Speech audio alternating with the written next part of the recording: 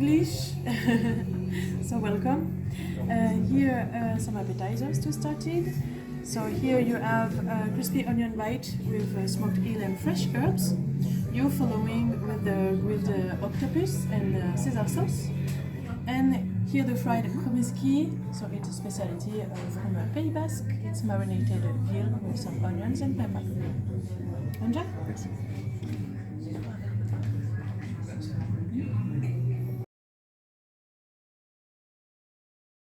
Salmont.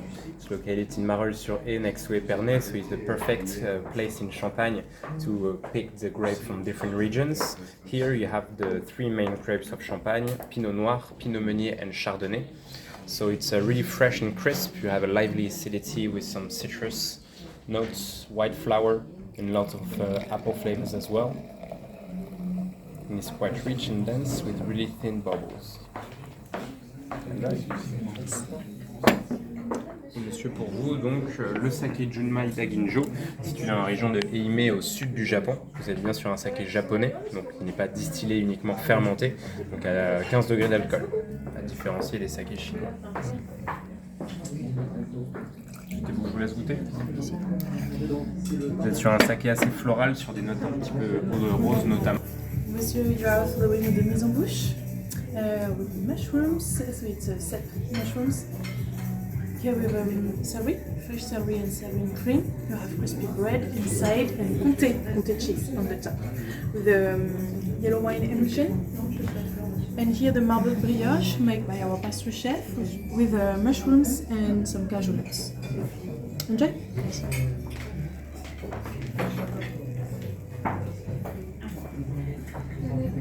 Champenois, when you can make white or red wine all across the Champagne region. And the second one is a bit more confidential, and it's a communal appellation called Rosé de Rissé. This one is La Fôret by Alexandre Bonnet. It's a Pinot Noir worked as a rosé wine. You're gonna see it's not a traditional pale color rosé. This is quite concentrated. You can actually visualize it as a red wine that doesn't have any tannin. So it's going to be really rich. You have intense flavors of wild strawberries, gooseberries, a bit of spices as well, like a pepper nose, a bit of violet too. And it's still considered to be a rosé because it doesn't have any tannin. So you can see that you have a lively acidity, it's really fresh and bright. So this rosé wine used to be really famous. It used to be Louis XIV, one of his favorite wines. But then after the phylloxera, which is a crisis that killed almost all the grapevines in Europe in the 80s more or less, I mean 1800. After that they actually made it much smaller, so today there's only 30 hectares in production and only 15 producers. So this is quite confidential. Enjoy!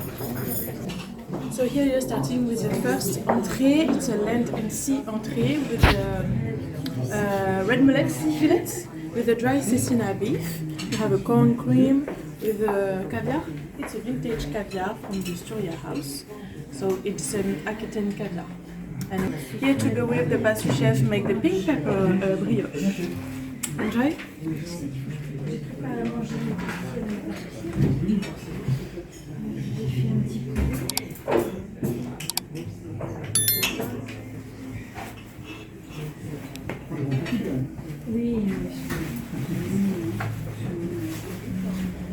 By our own pastry chef and butter with passion fruit. Enjoy! Next to Ribeauvillé. This is the Schopfweg by, sorry for the pronunciation, Schopfweg by the domain Marcel Deiss. Marcel Deiss is a really famous winemaker from Alsace. He's quite known for the biodynamic method of making the wine and as well for the complantation.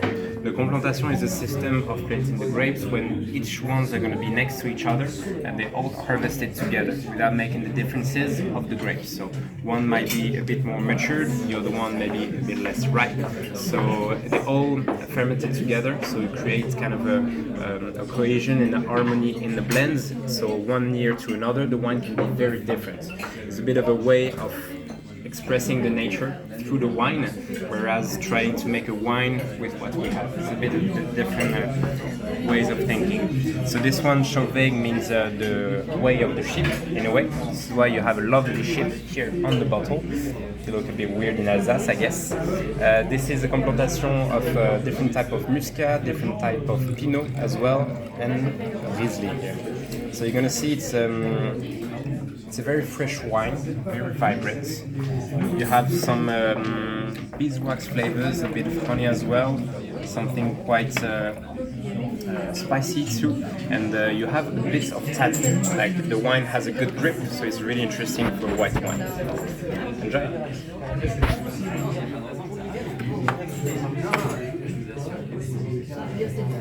Monsieur, you are following with the roasted langoustine from Brittany with some roasted butternuts, white grapes, chestnut cream of Chartreuse, alcohol of clams, and an emulsion of langoustine, Chartreuse. You have some crisps of chestnut on the top. Enjoy? So Bordeaux is specialized in red wine. We have 85% of the production which is red. And then we make a bit of white, a bit of sweets, and a bit of rosé, and a bit of sparkling as well. It's really small. But for the white wines, the best appellation to go to is this one, called Pessac-Léognan. It's located on the left bank of Bordeaux, south of Bordeaux.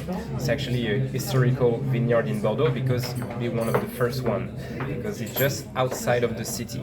This is Château Brown in 2018, traditional blend around Sauvignon Blanc and Semillon with a long aging in oak.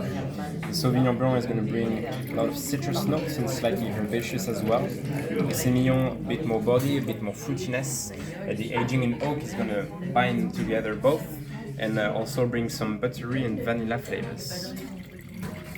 So Château Brown, as you notice, doesn't sound really French.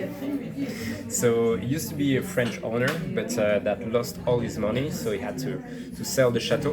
And he's actually a really wealthy Scottish negociant in wine that bought the chateau.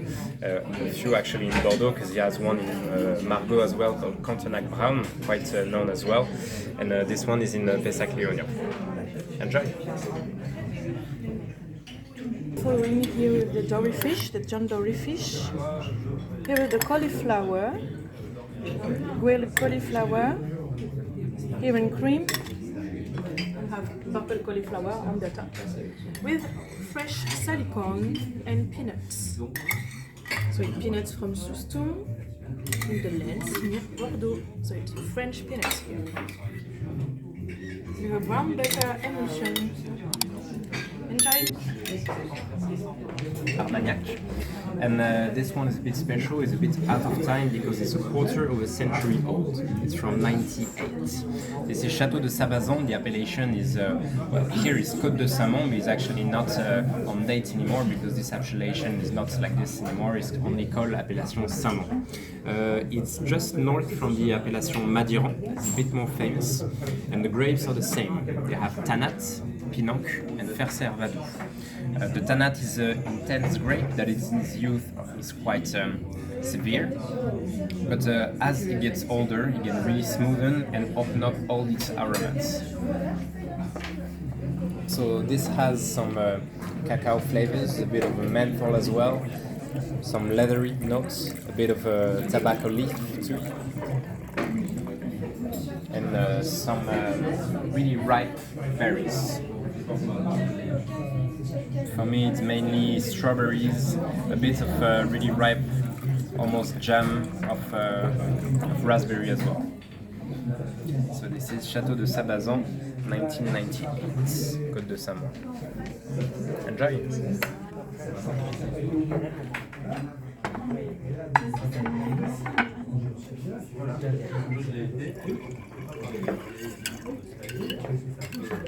You are following here with the pigeon. So you have a confit leg with some cacao on the top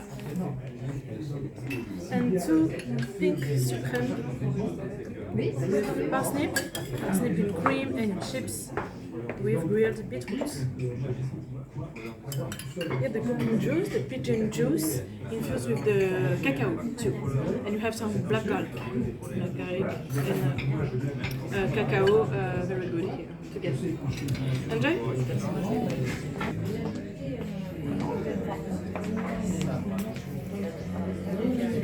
To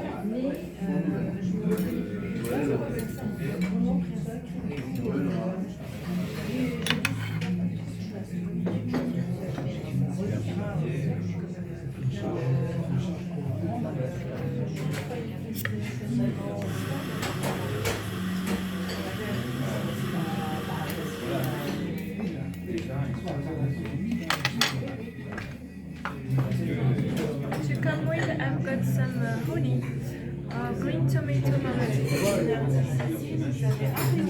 Yes, green. Green tomato.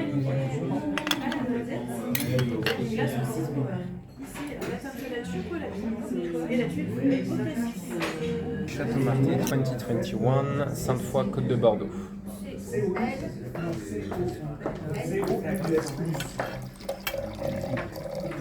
So same parts of Sauvignon Blanc, Sauvignon Gris and Sémillon, all been aged for 18 months in oak separately and then blended together. So it's really rich, it's really round, you also have some citrusy note from the Sauvignon Blanc.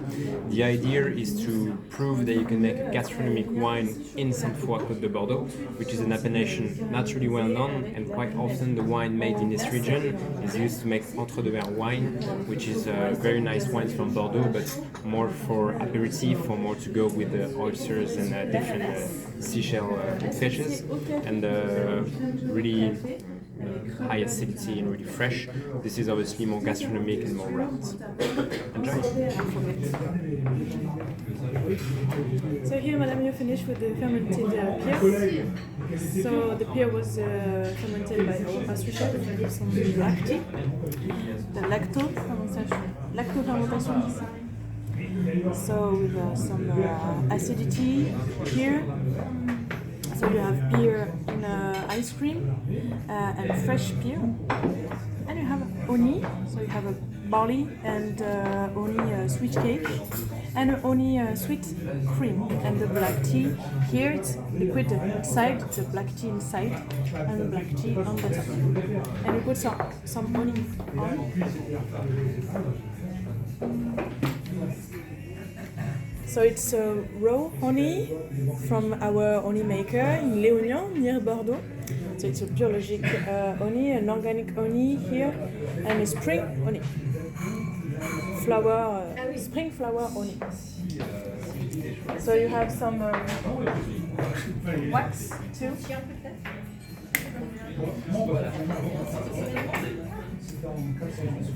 So we put the wax and the honey inside on your dessert.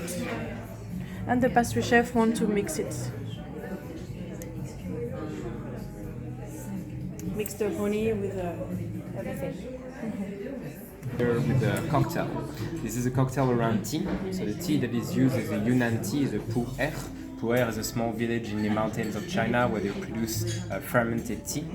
I basically cold infused the tea for 2 hours in order to release as well a bit of the tannin and the aromatic that that fermented tea has. And the idea of it is to dilute the cocktail. Instead of using a traditional ice cube to dilute it, we already used the tea. Then the main of the cocktail is going to be the pear liqueur from Massénia, which is in Alsace. It's a pear liqueur that has been aged for 8 years. So it has a beautiful ripe pear flavors, a bit of caramel as well, and a bit of vanilla. Just a dash of cognac. The cognac is here to enhance the flavors, and as well cacao bitter. Cacao bitter is going to add some bitterness to it and kind of link everything together.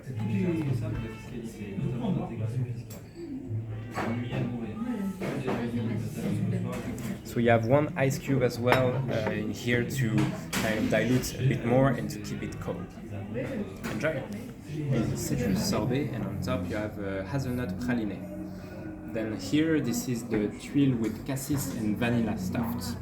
And then the tartelette with chocolate and piment pepper.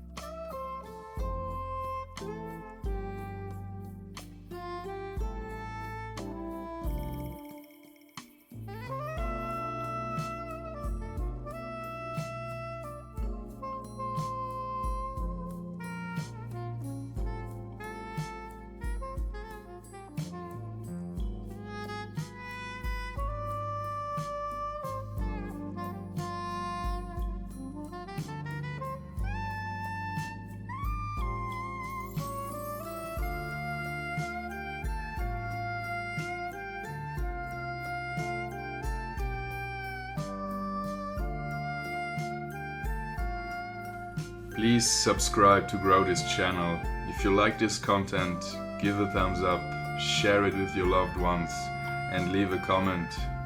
Peace, love, and happiness.